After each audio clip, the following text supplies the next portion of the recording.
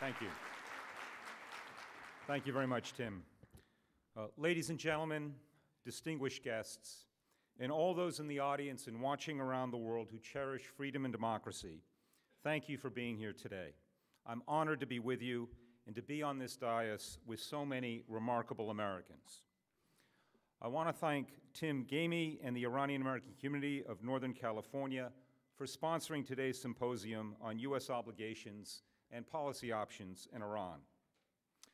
Now, up here on the dais with me this morning, as Tim has mentioned, we have some of America's most distinguished public servants, most decorated military officers, and most respected diplomats, a true collection of outstanding American leaders.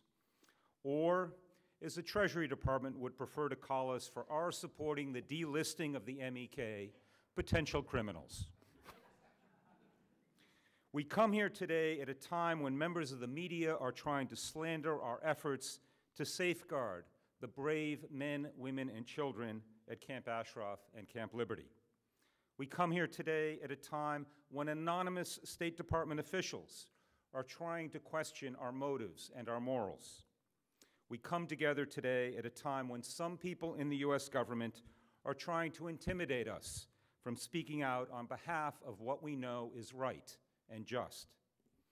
Our presence here this morning is a rebuke to those who oppose this cause. We will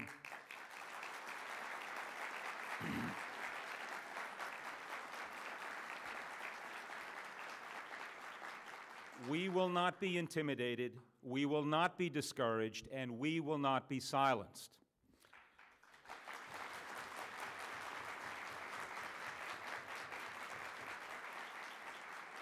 Now, most importantly, we come here today at a time of grave concern over the situation at Camp Ashraf and Camp Liberty. The State Department has continued to refuse to delist the MEK even after almost 2 full years since it was directed to address this issue by the D.C. District Court. The excuse for this delay, we're told, is that the Secretary of State is too busy, that she has frequent travel, that her full attention is devoted to rapidly changing events elsewhere around the world.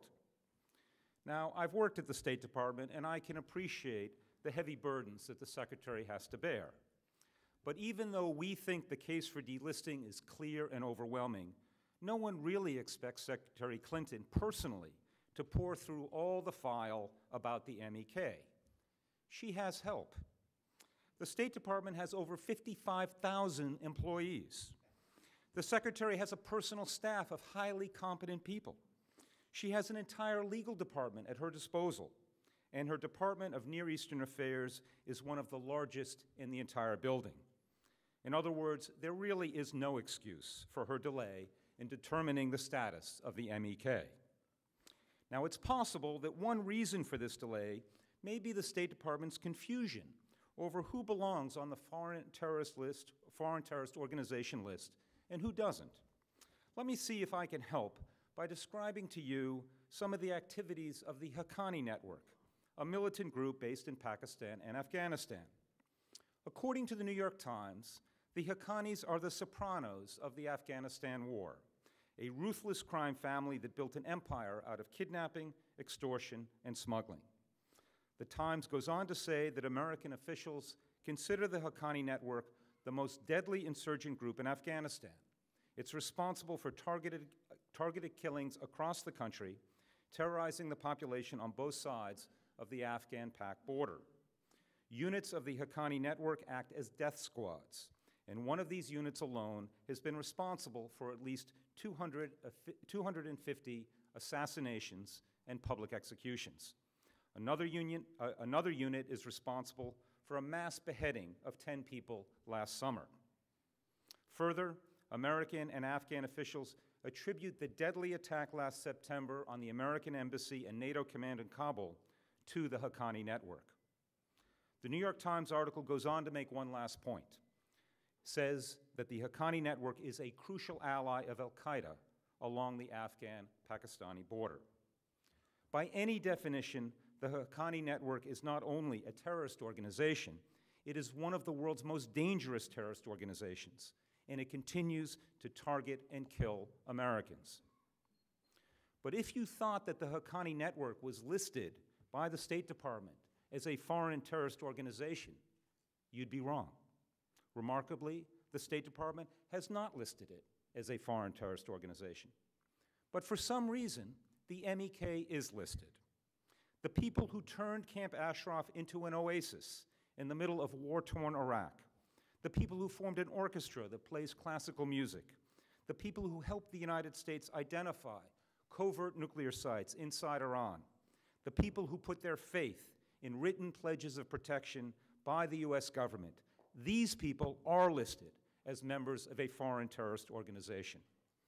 So it's easy to see why some folks at the State Department might be confused, even bewildered. And in a sense, that's why we're here today.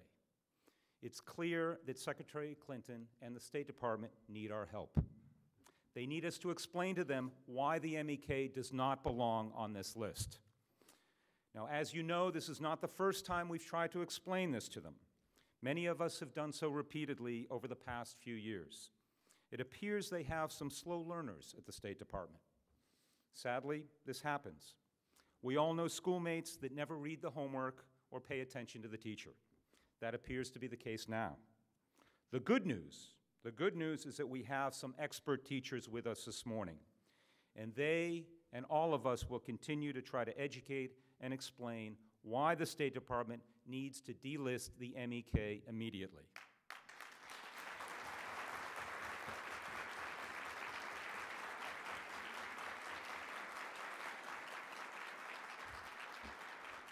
Now, before introducing our speakers today, I understand we will first see a brief video.